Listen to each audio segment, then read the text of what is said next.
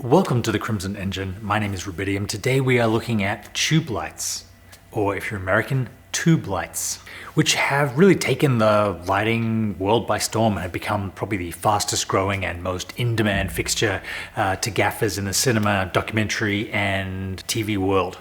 You see these things absolutely everywhere, individually, ganged as part of a array, or put right into the set. Today we're going to look at three of the most popular tube lights: the digital Sputnik Voyager, the Astera Titan, and the Nanlite PavoTube 30, which encompasses a wide variety of different prices and uses, and hopefully help you decide which is the right tube light for you. So the first one we're going to look at is the digital Sputnik Voyager 4-foot.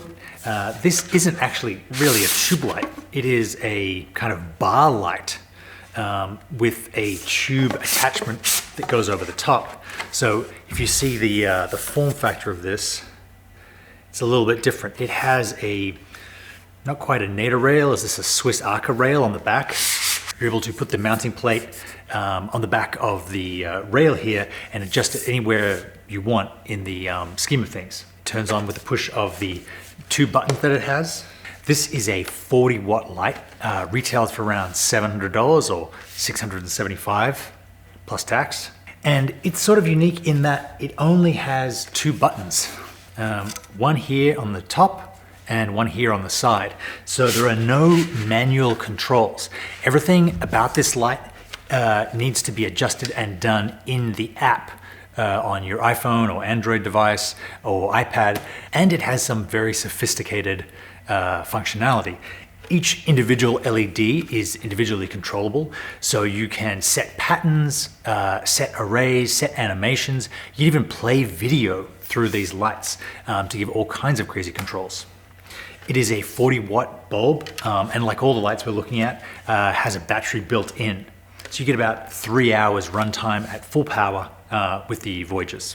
Who are these aimed at? Definitely higher-end productions and gaffers, people that are more sophisticated users and want to create lighting effects that can't be done any other way. They're awesome lights. I've had them for a couple of years. No manual controls is definitely a disadvantage if you want to get quickly set up, adjust your light temperatures and your strengths, and get shooting right away. You do have to go through the app each time you use them to adjust them. And if you've let the batteries go dead and they've resorted to shelf mode, then you need to resync them and remaster and slave them if you're using an array of them. It's not for beginners, let's put it that way. The next one we're going to look at is a true tube light. This is the Astera Titan. This is the TitanTube FP1. This does have manual controls. It has a little button here that you turn it on with, and then you're able to paint with light, go up and down in your CCT, or you can change it green, you can change it red. You can pretty simply go through the selections on the back of the light to get what you want. If you want to get if you want to gang 4 or 5 of these together on a fixture, sort of like a Kino 4x4, you're able to do that remotely by connecting a different box that allows you to connect to the lights. So you can't connect to this light via your phone without an added accessory. This is a 72-watt system, so not quite twice as bright, but significantly brighter. And it's the most expensive of all of them, $850 for a single tube. If you want to buy a 4x4 kit, you'll really be laying out some cash.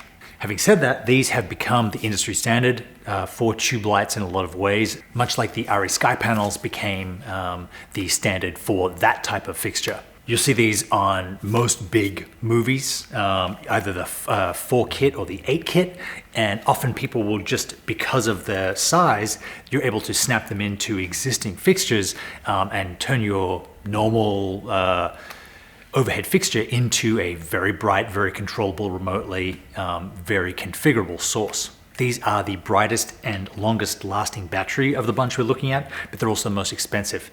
And they also have small little screw-in mounting holes at the bottom and the top if you want to mount them vertically. The next light we're looking at is the Nanlite PavoTube 30C. These are by far the lightest of the bunch.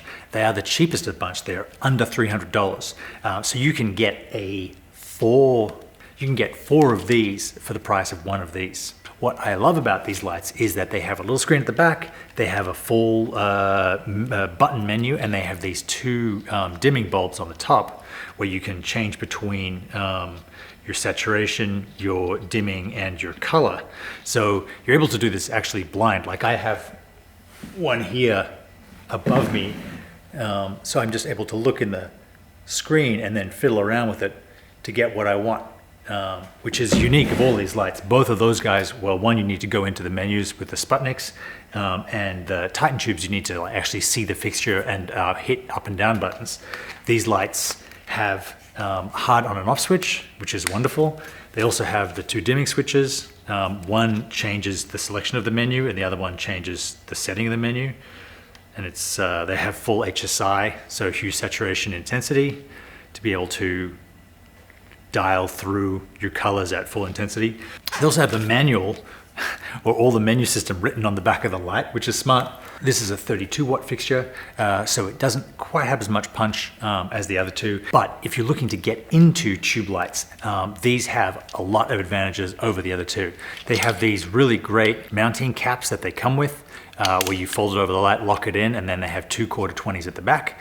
They also have something unique with all of these lights, which is connections at the end where you power them, where you can plug the lights into one another.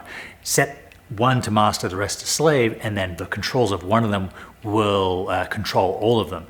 I guess you can get custom cables if you want to run this longer, but it's wonderful that to just have, rather than pulling up an app on your phone and trying to make things happen for all things, and it's just really great to have very simple, very easily accessible, repeatable controls over all of the lights at an affordable price. For $1 per watt, the Nanlite is really hard to beat. Probably the biggest difference between the PavoTubes and these other lights is that with the PavoTubes, the whole light has to be the same color. You can use the effects on it, you can use a color cycle, but basically the color one light is the color all the lights are. With the Astera and the digital 𝙍𝙐𝙄𝙄𝙀 Voyagers, each individual LED is individually controllable. So you can set up individual patterns like waves, fire, animation, this kind of thing where you're getting multiple colors in the one light. Now, how often you use this is totally up to you. If that's something that you see yourself doing a lot of, then maybe the more expensive lights are for you. If you really just want something that has the ease of the fixture, then maybe the PavoTubes are for you. So let's look at a couple of common ways of using tube lights, which are applicable to all three of these. I'm going to demonstrate them with the PavoTubes, because I have to say they're the easiest to rig and come with the most accessories. The first thing I've done with these and have had great success with is mount them horizontally and use them as scratch or 3/4 backlight for interviews.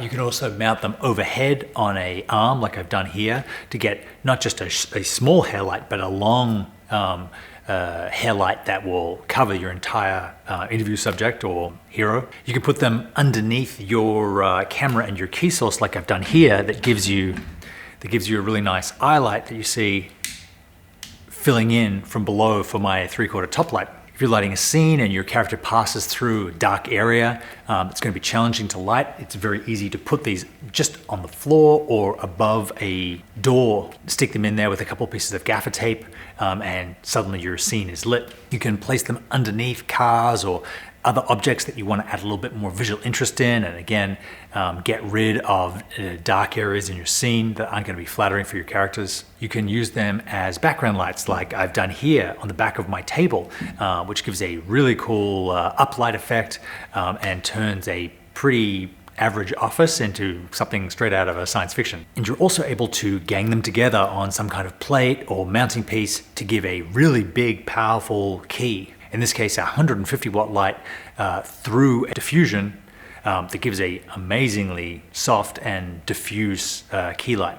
As far as versatility goes, there really isn't anything else like this. The 4-light Nanlite PavoTube 30Cs come with their own soft case, and as you can see, it's a tiny little footprint, weighs nothing, and carries a ton of light. That is my look at tube lights, 3 of the most popular models compared, and how they stack up against one another and who they're for. In summary, let me say that they're all great lights. They're all going to do a really good job on your set. Question is, for your price point and your potential uses, what's the most efficient method out there? Thank you very much for watching. You can catch links to all of these guys in the description. Thank you very much for watching, and I will see you next time.